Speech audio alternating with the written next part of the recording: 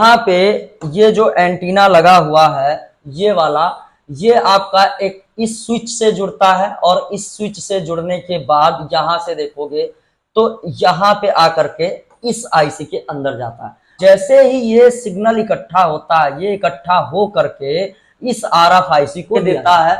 वो कोड होता है आपका बेस बैंड सेक्शन में 01001000 ऐसे करके जो है आपका बाइनरी कोड यानी डिजिटल कोड बनाता है। बूस्टिंग चालू होगी और बूस्ट होने के बाद बीच में कुछ स्विचेस लगे होते हैं, जैसे कि मान लीजिए डुप्लेक्सर लगा है, ट्रिप्लेक्सर लगा है। डुप्लेक्सर लगा है तो कोई एक, और सबसे मेन बात है कि वीडियो को आप यहाँ पे डाउनलोड कर सकते हैं। यहाँ पे सारी चीजें ऐड कर दी गई हैं डीएसओ टेस्टिंग की। हाय व्यूअर्स, मैं आपका हितू सर एक बार फिर से आप सभी का स्वागत करता हूं हमारी आज की इस वीडियो में। टॉपिक है मोबाइल का नेटवर्क सेक्शन। तो जब भी आप लोगों के सामने फॉल्ट आते हैं नेटवर्क से रिलेटेड तो आप लोग बहुत ही परेशान हो जाते हैं। देखिए, आज की इस वीडियो में समझाने वाला हूं कि किस तरीके से आप नेटवर्क सेक्शन में आईसी को पहचानोगे, कौन सी आईसी क्या काम करती है। जब भी नेटवर्क के फॉल्ट को रिपेयर करना है या नेटवर्क सेक्शन को समझना है तो उस सेक्शन में कौन कौन से कंपोनेंट्स लगाए जाते हैं, उन कंपोनेंट्स का क्या काम होता है, कौन कौन सी आईसी होती है, ये सब हमें जानना बहुत जरूरी है। अदरवाइज कभी भी आप नेटवर्क के किसी भी फॉल्ट को रिपेयर नहीं कर पाओगे। तुक्के से रिपेयरिंग करोगे, कभी यूट्यूब देख करके, कभी अपने फ्रेंड से बातचीत करके, क्योंकि वो फ्रेंड जिससे आप सलाह ले रहे हो वो कहीं ना कहीं पढ़ के आया है और उसको जानकारी है नेटवर्क सेक्शन में कौन सी लाइन क्या काम करती है और कौन सी आईसी क्या काम करती है। तो आज की वीडियो पूरी देखना, वीडियो को बिल्कुल स्किप मत करना। आज का ये पार्ट 1 है। अगर आपको पसंद आए तो कमेंट कर देना, मैं इसका नेक्स्ट पार्ट भी लेके आऊंगा। वीडियो को लास्ट तक देखना, क्योंकि वीडियो के लास्ट में आपके लिए और आज के लिए आपके लिए एक ऑफर भी है। हमारा वीडियो कोर्स और हमारा नेटवर्क से रिलेटेड एक बुक लॉन्च हो चुका है, जिसको आप परचेज करके अपनी पूरी जानकारी नेटवर्क सेक्शन के लिए बढ़ा सकते हैं। तो चलिए देर ना करते हुए वीडियो को शुरू करते हैं। जब भी आप मोबाइल का मदरबोर्ड खोलेंगे तो आपके सामने इस तरीके का एक एरिया दिखाई देगा। ये हमारा नेटवर्क सेक्शन है। आप देखेंगे जितनी जगह मदरबोर्ड में अलग अलग सेक्शन ने ली है, नेटवर्क सेक्शन ने अकेले पूरी जगह घेर के रखी हुई। आखिर क्यों? सारे कंपोनेंट्स जितने भी नेटवर्क सेक्शन में शामिल होते हैं सबको एक जगह लगाया गया है। उसका रीजन है कि कोई भी आईसी को दूर तक सिग्नल लेने के लिए ना जाना पड़े, नजदीक ही सारे सिग्नल मिल जाएं उसको। किसी भी आईसी से कम्युनिकेट करने के लिए, एक आईसी को दूसरी आईसी से कम्युनिकेट करने के लिए ज्यादा लंबा सफर तय ना करना पड़े। अगर ज्यादा लंबा सफर तय करना पड़ेगा उस आईसी को तो आपका जो है सिग्नल है वो वीक भी हो सकता है, परफॉर्मेंस खराब भी हो सकता है और ऐसे में बैटरी ड्रेन जल्दी होगी। तो इन सारी चीजों को समाधान करने के लिए नेटवर्क सेक्शन ने सारी आईसी को एक ही जगह पे लगा दिया। यहाँ पे सब आईसी इस तरीके के सेक्शन में दिखाई देंगी। ये आपका नेटवर्क सेक्शन है। एक आईसी दूर लगी हुई हो सकती है। कौन सी आईसी है? वो आपके मदरबोर्ड में 4G आईसी है। आप देखोगे तो इस शेप में एक आईसी मैं दिखाता हूं। इस शेप में आपको आईसी दिखाई देगी जो कि कभी कभी बाहर चली जाती है, लेकिन जब आप नेटवर्क सेक्शन चेक करेंगे तो जस्ट इसी के पीछे आपका नेटवर्क सेक्शन है। वो पैड टू पैड कम्युनिकेट कर लेती है आपके मेन आईसी से। अब यहां हम बात करेंगे इस नेटवर्क सेक्शन में सबसे मेन आईसी कौन सी है और उसका काम क्या है। ये मीडियाटेक चिपसेट है। मीडियाटेक में तो यहाँ पे अगर आप चेक करेंगे तो आपके सामने एक ये आईसी दिखाई दे रही है। इस आईसी को हम बोलेंगे आरएफ आईसी यानी रेडियो फ्रीक्वेंसी आईसी। आप सभी को पता है मोबाइल का मदरबोर्ड जो होता है उसका राजा होता है एसओसी यानी कि सिस्टम ऑन चिप, जिसे आप अपनी भाषा में सीपीयू बोल देते हो। ठीक है, वो पूरे मदरबोर्ड का राजा होता है। लेकिन जो नेटवर्क सेक्शन है, इस पूरे नेटवर्क सेक्शन में यहाँ का जो राजा है, किंग है, वो है आरएफ आईसी। जहां भी वेब सिग्नल को मैनेज करना हो, ट्रांसमिशन करना हो या फिर रिसीविंग करनी हो सिग्नल की, वो सारे मैनेजमेंट आपकी आरएफ आईसी देखती है। अब शुरू से समझते हैं कि ये आरएफ आईसी किस तरीके से रिस्पॉन्ड करती है।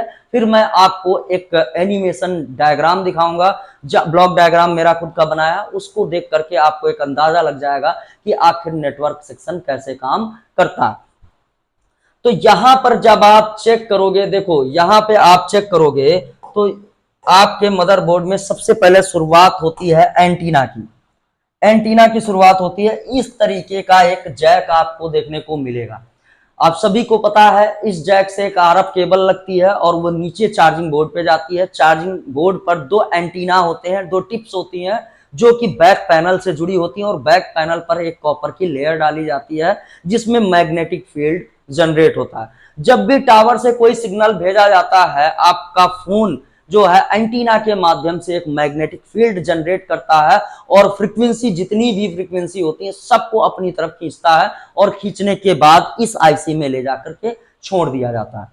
अब आपके मदरबोर्ड में आप ध्यान से देखोगे तो एक एंटीना और होता है, एक ये वाला एंटीना है और ये एंटीना भी देखोगे तो कहां से जुड़ा हुआ है, जरा मैं आपको दिखा दूं।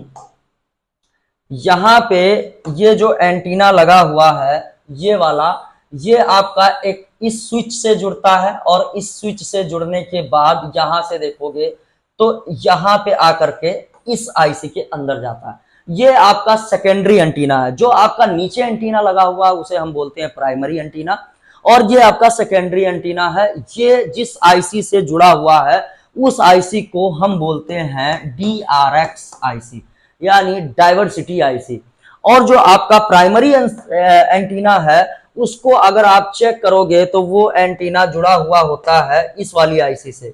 दिखाता हूं, ये जो जैक है, ये जैक कुछ इस तरीके से जा करके इस आईसी से जुड़ता है और यहीं से एक लाइन जुड़ करके इसके अंदर चली जाती है। इस आईसी को हम बोलेंगे FEM, फ्रंट एंड मॉड्यूल।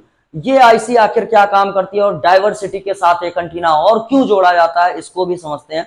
जब आपके टावर से वेव सिग्नल छोड़ा जाता है तो आपका प्राइमरी एंटीना इस जगह से नीचे जहां पे मैग्नेटिक फील्ड जनरेट होता है वहां से काफी सिग्नल इकट्ठे करके इस आईसी को दे देता है। और अगर कोई भी गलती से सिग्नल छूट जाए तो आपका जो डाइवर्सिटी आईसी है सेकेंडरी एंटीना वो भी सिग्नल कैप्चर करता है और ले जाकर के डाइवर्सिटी इस आईसी में इकट्ठा करता है। दोनों अपने अपने सिग्नल को इकट्ठा करते हैं। ऐसा क्यों होता है कि कोई भी सिग्नल, अगर कोई भी बात, मान लीजिए आपके वेब सिग्नल में कोई भी आपका वर्ड है, मान लीजिए हाय लिखा हुआ है और उस हाय को वेब सिग्नल के रूप में छोड़ा गया है तो हाय जो है वो पूरा रिसीव हो, कटा पिटा रिसीव ना हो, कोई भी वेब सिग्नल डिस्ट्रॉय ना हो, कटे ना, छूटे ना। इसलिए दोनों एंटीना पूरी फ्रीक्वेंसी को कैप्चर करते हैं और ले जाकर के अपने अपने इंटरफेस में इकट्ठा करते हैं, अपनी अपनी आईसी के अंदर अपने अपने जहां पे इनके स्टोरेज बने हुए हैं उनमें ले जाकर के इकट्ठा करते हैं। आप चेक करोगे यहाँ पे आपको एक छोटा सा सिग्नल और मिलेगा, जैसे यहाँ पे एक ये कंपोनेंट लगा है और एक कंपोनेंट आपका, ये दो कंपोनेंट लगे हुए हैं। ये आपके एक तरीके से RC/RL फिल्टर होते हैं, बैंड पास फिल्टर होते हैं। इस तरीके के फिल्टर यहाँ पे बहुत से लगाए जाते हैं। आपका कैपेसिटर, रजिस्टर और इंडक्टर, कभी सीरीज में लगा होता है इंडक्टर, कभी आपका वो इंडक्टर जो है एक जो आपका इंडक्टर होता है कभी कभी सीरीज में लगा हुआ होता है, कभी कभी पैरेलली यूज कर लिया जाता है। काफी कंपोनेंट आप रजिस्टर देखोगे ग्राउंड के साथ जुड़ा हुआ होता है, कैपेसिटर नेटवर्क सेक्शन में सीरीज में लगा हुआ होता है। तो ऐसे कंपोनेंट्स मिल करके RL फिल्टर, RC फिल्टर, यानी कि band pass filter, high pass filter, low pass filter, band stop filter, ऐसे फिल्टर बनाते हैं। अगर फिल्टर्स की जानकारी नहीं है तो हमने इसे अपने कोर्स में, जो हमारा PDF आज लॉन्च हुआ है, उसमें पूरी डीप नॉलेज दी है कि कंपोनेंट किस सिचुएशन में लगा रहेगा तो वो कौन सा फिल्टर बनेगा। तो वो फिल्टर बनाए जाते हैं ताकि अनवांटेड फ्रीक्वेंसी को रिमूव किया जा सके, सिग्नल को साफ किया जा सके, क्लीन किया जा सके। ये सारे काम फिल्टर को लगा करके किए जाते हैं। तो जो आपका FEM है, फ्रंट एंड मॉड्यूल, ये क्या करता है, फ्रीक्वेंसी को रिसीव करता है। रिसीव करने के बाद कुछ और भी कंपोनेंट लगे होते हैं, जैसे कि यहाँ पे आपके नेटवर्क सेक्शन में डुप्लेक्सर होता है, ट्रिप्लेक्सर होता है। ये सब क्या काम करते हैं ये सब हमारे कोर्स में है, तो उनसे एक आइडिया दे देता हूं कि जो डुप्लेक्सर है, ट्रिप्लेक्सर है, ऐसे कंपोनेंट्स सिग्नल को क्लीन करते हैं और भी बहुत सारे काम ये कंपोनेंट करते हैं। ये सब डीप नॉलेज लेनी है तो आपको हमारे ऑनलाइन कोर्सेज को ज्वाइन करना पड़ेगा। अब जैसे ही ये सिग्नल इकट्ठा होता है, ये इकट्ठा हो करके इस RFIC को दिया जाता है।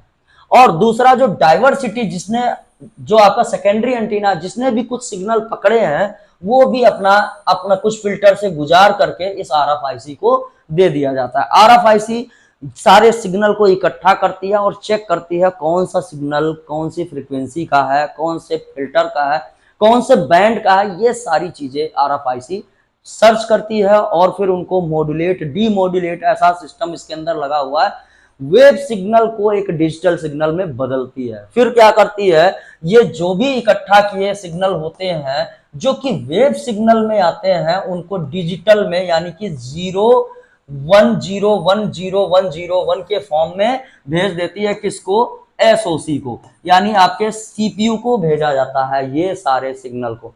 एक इस पे मैंने एनिमेशन बनाया है, जरा पहले उसको देख लेते हैं, फिर बाद में समझते हैं कि आखिर हमारे नेटवर्क सेक्शन में ये सारे कंपोनेंट कैसे काम करते हैं।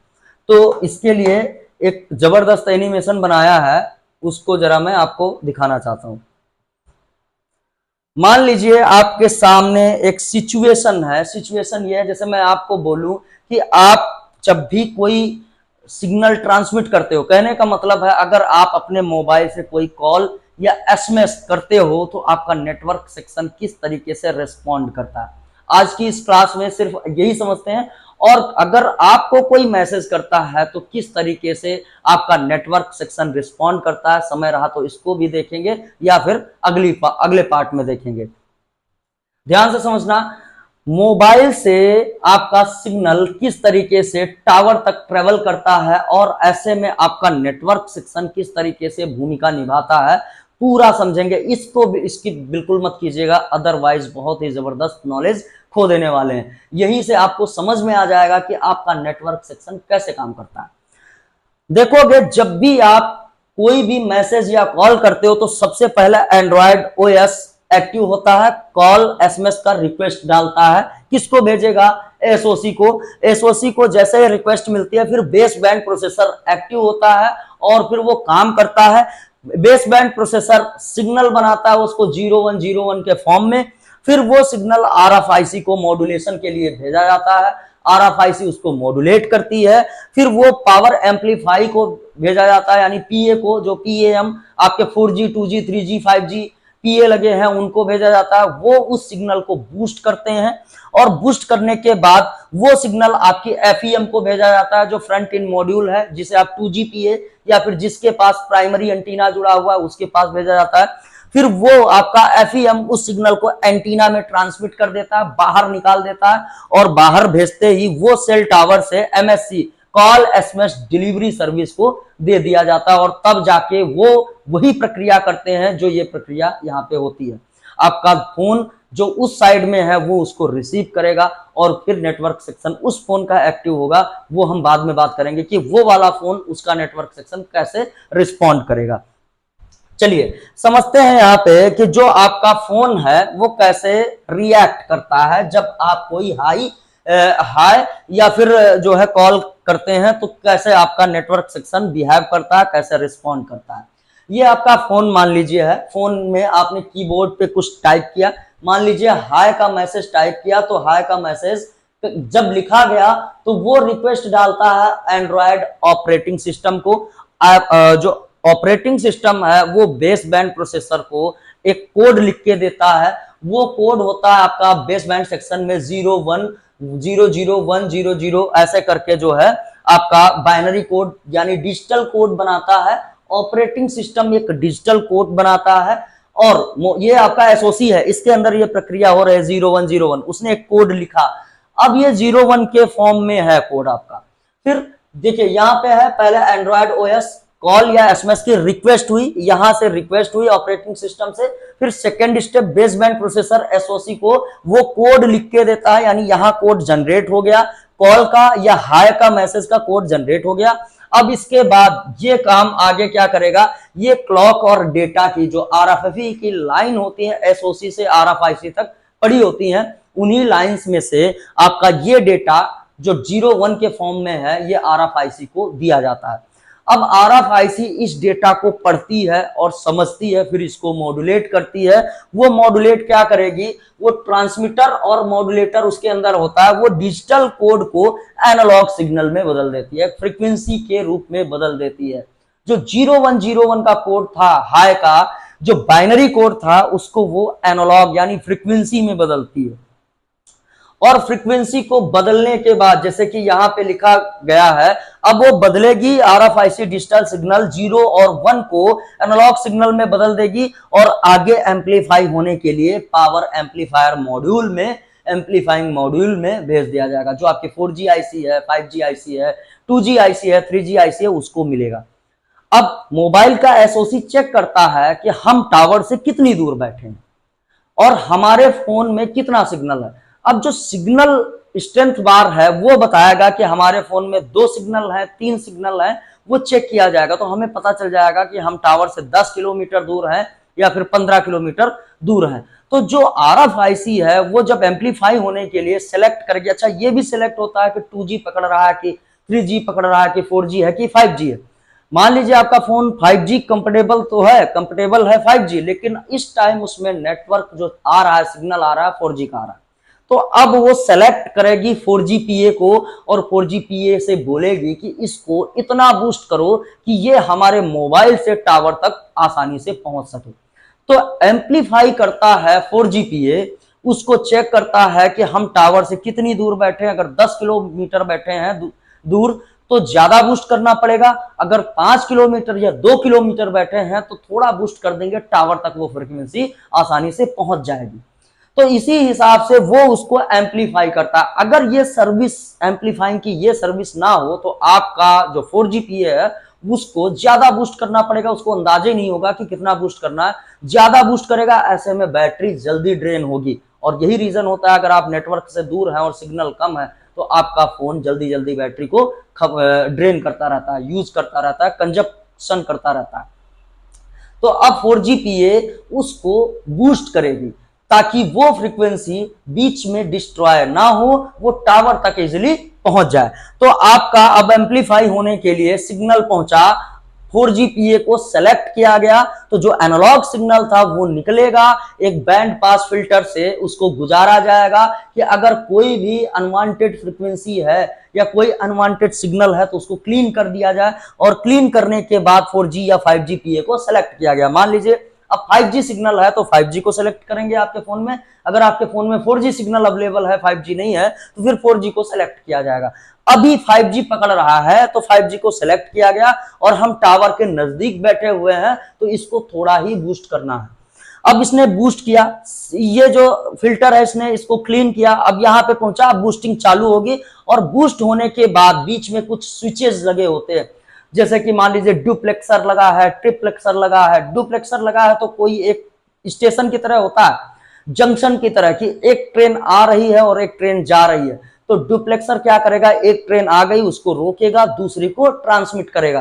तो अब फ्रीक्वेंसी को जाना है तो अगर उधर से कोई रास्ता, 2 रास्ते हैं, उधर से कोई आ रहा तो उसको इसी के अंदर किनारे लगाएंगे और इसी के अंदर इस वाली फ्रीक्वेंसी को आगे ट्रांसमिट करेंगे। तो जो डुप्लेक्सर, ट्रिप्लेक्सर ऐसे कंपोनेंट्स छोटे छोटे लगे हैं उनका यही काम होता है। यहां पे ये फ्रीक्वेंसी आगे बढ़ेगी, स्विच इसको पास कराएगा और पास कराने के बाद अब ये पहुंचेगा FEM में, यानी कि जिसे आप 2GPA के नाम से जानते हो। FEM front in module section में पहुंचेगा और फ्रंट इन मॉड्यूल सेक्शन से ये फ्रीक्वेंसी टावर के साइड में भेज दी जाएगी। अब ये टावर को भेज दी जाती है, टावर में ये फ्रीक्वेंसी रिसीव होगी और फिर रिसीव होने के बाद आपका जो दोस्त का फोन है उसके फोन में ये फ्रीक्वेंसी टावर से फिर ऐसे वापस करके यहां तक पहुंचाने का काम किया जाता है। वो सेक्शन कभी टाइम रहा तो हम वहां पे बातचीत करेंगे। इस तरीके से आपका जो FEM है वो क्या काम करता है, स्विच क्या काम करता है, PA जो लगे हुए हैं वो क्या काम करते हैं, RFIC क्या काम करती है और SOC से सारा सेक्शन क्यों जुड़ा होता है, ये क्या काम करता है, बहुत ही आसान भाषा में आपने समझ लिया होगा। अभी नेटवर्क सेक्शन पर बहुत सी वीडियो आने वाली हैं, लेकिन अब बात करते हैं लास्ट में हमारे कोर्सेज और हमारी जो PDF लॉन्च की है, हमने बुक लॉन्च की है, उसके बारे में भी थोड़ा समझ लेते हैं। तो इसको किनारे करते हैं, 1 मिनट का टाइम दीजिएगा, जो भी इतना टाइम दिया है तो थोड़ा टाइम और दे दीजिएगा। यहाँ पे बोर्नियों को भी हम हटा लेते हैं, इसको हटाते हैं और मैं आपको दिखाता हूं ये हमारा PDF, ये हमारा PDF है। यहाँ पे पूरा A to Z नॉलेज है, कौन सा कंपोनेंट कैसे काम करता है। अब डेमो आपको पूरा डिटेल दिए दे रहा हूँ, डेमो मत मांगिएगा मुझसे। काफी लोग PDF की जो बुक लेने जाते हैं ना तो कहते हैं सर डेमो दे दीजिए। डेमो क्या होता है, मैं अपना PDF से कुछ निकाल के थोड़े नहीं दे सकता हूँ, बस इसकी एक झलक दिखा सकता हूं। इस पे टोटल अगर पेजेस की बात करें तो टोटल पेजेस है 92 पेजेस। अब देख लो नीचे 92 लिखा हुआ है, इस पे 92 पेज है। हर एक सेक्शन के लिए बिल्कुल डीप नॉलेज है। जैसे कि यहाँ पे मैं बात करूं तो ये आपका एंटीना से लेकर के हर सेक्शन बिल्कुल क्लियर साफ सुथरा लिखा हुआ है।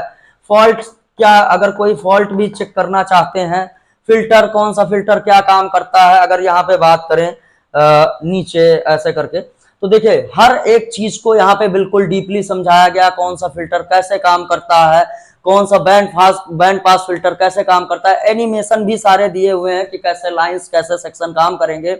जब मोबाइल में या मैसेज कोई आता है तो किस तरीके से नेटवर्क सेक्शन बर्ताव करता है, कैसे नेटवर्क सेक्शन बिहेव करता है। जब किसी की कॉल आती है तो नेटवर्क सेक्शन कैसे एक्टिव होता है।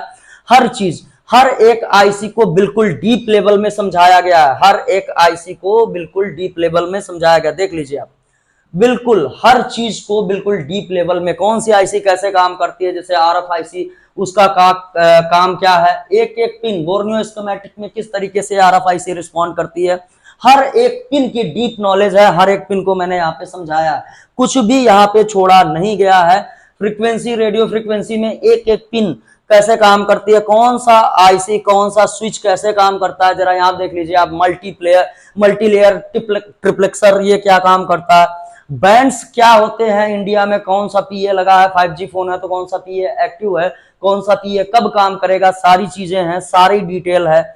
कौन सा फ्रीक्वेंसी किसके लिए काम करता है, हर चीज यहाँ पे 92 पेजेस में आपको दिखाया गया है। रेडियो ऑफ की प्रॉब्लम आती है तो रेडियो ऑफ की प्रॉब्लम कहां से आती है, क्यों आती है और उसका सोल्यूशन क्या है, सब चीज। 4G 5G सेक्शन में कौन सी सेक्शन कौन सी लाइन पे कितना वोल्टेज बनेगा, 92 पेजेस में हर एक चीज को। जैसे फॉल्ट एपीएम में हर एक आईसी क्यों लगाई गई है, उसका काम क्या है, उसके अंदर की लाइंस क्या है, पूरी डिटेल है। उसमें फॉल्ट आया तो क्यों आया, कब उस फॉल्ट को कैसे सही करेंगे, आईएमआई नंबर नल आ रहा है, बेसबैंड अननोन आ रहा है, हर एक सेक्शन पर पूरी डीप नॉलेज हमारी इस ई बुक में आपको देखने को मिलेगा। अब चलिए बात कर लेते हैं एप्लीकेशन की। जो हमारा एप्लीकेशन है वो कुछ इस तरीके से आपको दिखाई देगा। डीएमसी प्ले स्टोर पर अवेलेबल है, डिस्क्रिप्शन बॉक्स में उसका लिंक है, वहां से जाकर के एप्लीकेशन को डाउनलोड कर सकते हैं। हमारे पेड कोर्सेज हैं, अभी कोई भी फ्री कोर्स हमने लॉन्च नहीं किया है। मान लीजिए जैसे ही आप एप्लीकेशन को लॉगिन करेंगे आपके सामने ये पेज आ जाएगा। इस तरीके से आप साइन अप नहीं किया है, रजिस्टर नहीं किया तो आप रजिस्टर कर लीजिए। गर्मी बहुत है, थोड़ा सा एडजस्ट कर लीजिएगा, ठीक है। पेड कोर्सेज पे जाते हैं, यहाँ पे आप देखिएगा पेड कोर्सेज पे जाते हैं, पहला ही नेटवर्क सेक्शन नोट्स 90 पेजेस हैं इस पे जाओगे। यहाँ पे तो आपको कंटेंट में जाना है, कंटेंट में ये आपका लॉग्ड है, यहाँ देख नहीं सकते हैं, लेकिन जैसे ही आप पेमेंट कर देंगे आपको ये कोर्स दिखना, ये आपको बुक दिखना चालू हो जाएगा। ऐसे ही हमारा एक लेटेस्ट, इसके विषय में बात कर लें, latest pro level basic to advance course हमने लॉन्च किया है। सबसे अहम कोर्स है, यहाँ पे अगर आप जाएंगे तो रिकॉर्डेड वीडियो, इस पे रिकॉर्डेड पे क्लिक करेंगे। बेसिक कोर्स में 15 वीडियो, एडवांस कोर्स में 28। ये करंट बैच चल रहा है।